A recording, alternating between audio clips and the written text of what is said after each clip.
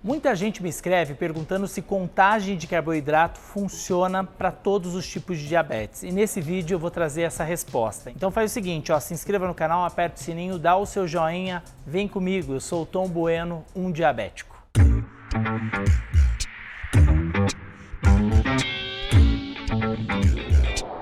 Diabético. Bom, a primeira pergunta é: você sabe o que é a estratégia chamada de contagem de carboidrato? Já ouviu alguém falar? Será que ela funciona para todos os tipos de diabetes? Eu vou trazer a resposta, mas antes eu quero te convidar para acessar o portal Um Diabético, www.umdiabetico.com.br. Lá você vai encontrar informação, notícias, conteúdos que vão te ajudar a lidar melhor com o seu diabetes.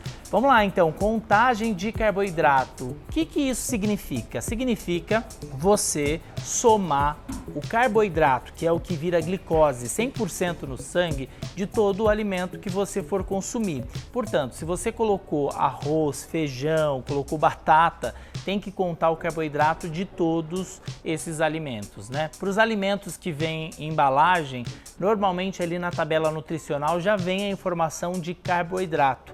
E é entender, né, a quantidade de carboidrato. Essa estratégia é usada principalmente para quem convive com diabetes tipo 1. Por quê? Porque a pessoa faz a contagem de carboidrato, dá mais liberdade em relação às escolhas alimentares, ela soma o carboidrato e aí tem uma conta que faz, né, para poder dividir em relação às unidades de insulina. Esse é um cálculo que deve ser feito com a ajuda do seu médico, ele vai entender, né, o fator de sensibilidade em relação à quantidade de carboidrato. E é também importante saber o tipo de carboidrato que você está consumindo. E a pergunta é: funciona para todos os tipos de diabetes? Para quem convive com diabetes tipo 2, a contagem de carboidrato em si não ajuda muito, porque a pessoa possivelmente já tem uma produção de insulina de uma forma natural, né? Pelo corpo. Tem uma deficiência dessa insulina, mas ela produz, então ela não consegue administrar a quantidade de carboidrato com a dosagem de insulina que ela vai aplicar. Mas ela consegue usar a contagem de carboidrato no formato de substituição. Por exemplo, eu vou comer 50 gramas de carboidrato. O que tem 50 gramas de carboidrato? Eu coloco só em arroz, coloco com arroz e feijão, divido, né, entre o arroz e a batata. Então, para quem convive com diabetes tipo 2, a estratégia é substituição.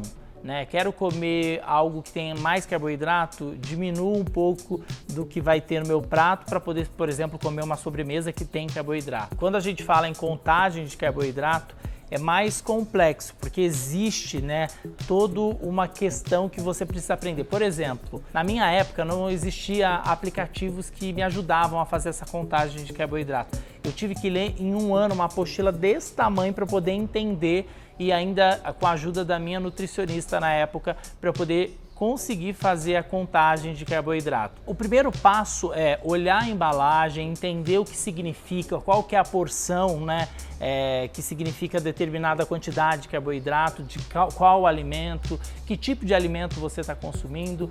Então, seguinte, contagem de carboidrato funciona para quem convive com diabetes tipo 1. Para quem convive com diabetes tipo 2, a Carol Neto, nutricionista, sempre diz: é a substituição, entender a quantidade de carboidrato que você vai ingerir em determinado momento do dia. E um ponto também importante, tá?